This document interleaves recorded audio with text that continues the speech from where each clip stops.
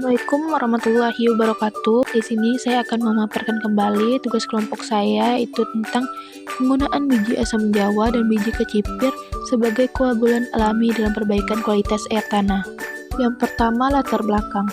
Air, terutama air tanah, merupakan sumber dari kehidupan makhluk hidup di bumi ini, sehingga air yang bersih dan aman untuk digunakan ataupun dikonsumsi sangat dibutuhkan pada saat ini.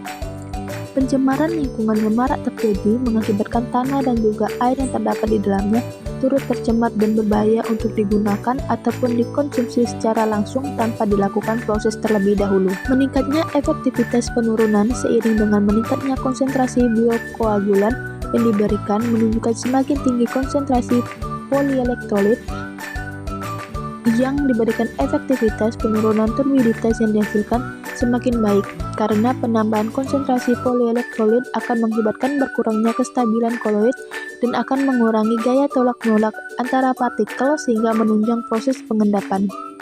Salah satu faktor yang mempengaruhi proses koagulasi adalah temperatur, sehingga pengaturan temperatur perlu diperhatikan untuk memperoleh hasil yang optimum.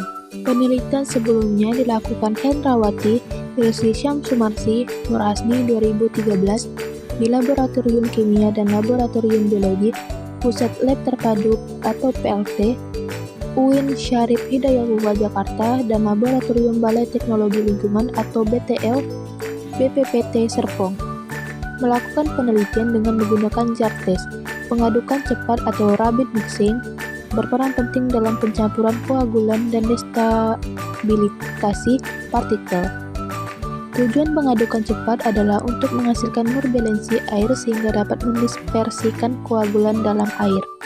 Berdasarkan pengamatan 48 jam pada tabung tanpa biokoagulan terlihat adanya pertumbuhan bakteri coliform dengan indeks MPN per 100 mili sebesar 23, sedangkan pada tabung dengan biokoagulan pertumbuhan bakteri coliform meningkat menjadi lebih dari 1100. Pada penambahan sampel air tanah dengan perlakuan biji asam jawa memiliki nilai BER5 1,59 mg per liter, di mana menjadi kenaikan nilai BER5 dibandingkan dengan sampel air tanah tanpa perlakuan yang memiliki nilai BER5 1,49 mg per liter.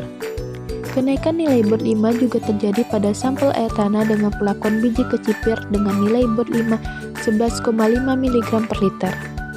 Penelitian ini sangat penting dilakukan, mengingat semakin berkembangnya zaman, kualitas air semakin menurun, dikarenakan limbah yang mencemari tanah dan air di dalamnya. Penggunaan biji kecipir dan biji asam jawa yang dapat berperan sebagai koagulan alami, air sebagai sumber daya alam yang sangat penting, dibutuhkan di berbagai bidang kehidupan dan berbagai kegiatan masyarakat untuk kelangsungan hidup, sehingga keberadaan air sangat mutlak diperlukan. Tanpa adanya proses pengolahan air yang memadai, air yang sudah tercemar dapat membebani bahkan melampaui kesanggupan alam untuk membersihkannya. Proses pengolahan air yang memadai merupakan salah satu kunci dalam memelihara kelestarian lingkungan. Oleh karena itu, rumusan masalah yang kita dapatkan adalah: yang pertama, bagaimana penggunaan biji asam jawa dan biji kecipir bisa menjadi perbaikan dalam kualitas air tanah. Yang kedua, bagaimana perbandingan efektivitas biji kecipir dan biji asam jawa sebagai biokoagulan.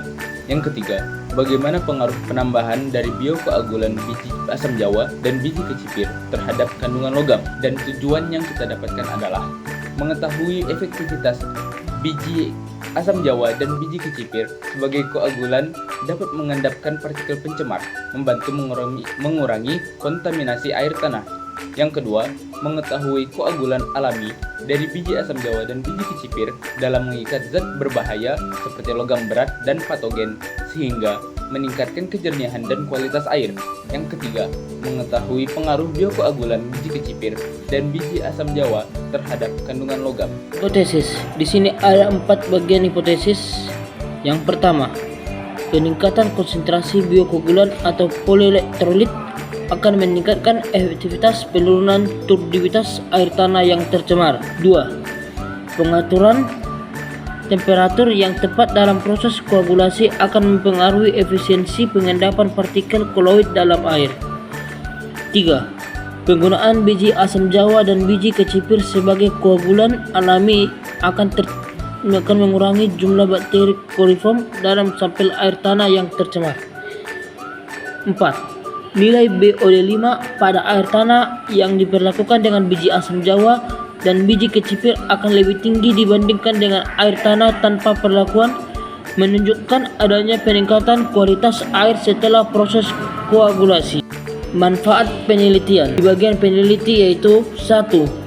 Pengembangan ilmu pengetahuan seperti menambah wawasan dan pengetahuan dalam bidang pengelolaan air dan pemanfaatan bahan alami sebagai koagulan. 2. Dasar untuk penelitian lanjutan seperti menjadi acuan untuk penelitian lebih lanjut mengenai teknologi pengelolaan air dan koagulan alami lainnya. 3. Peningkatan keterampilan seperti meningkatkan keterampilan dalam metodologi penelitian, analisis data, dan penerapan teknik laboratorium.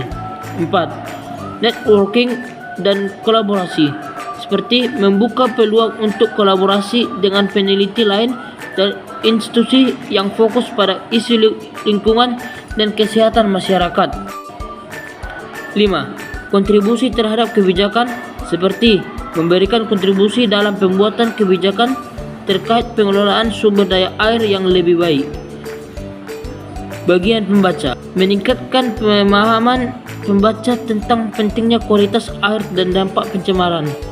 2. Memberikan informasi tentang alternatif koagulan yang ramah lingkungan dan penggunaannya dalam pengelolaan air. 3. Menginspirasi pembaca untuk mengambil langkah-langkah dalam menjaga dan meningkatkan kualitas air di lingkungan mereka. 4. Menyediakan praktis dan relevan bagi masyarakat, industri, dan pihak-pihak yang terlibat dalam pengelolaan sumber daya air. 5. Mendorong pembaca untuk mendukung dan menerapkan praktik berkelanjutan dalam penggunaan sumber daya air.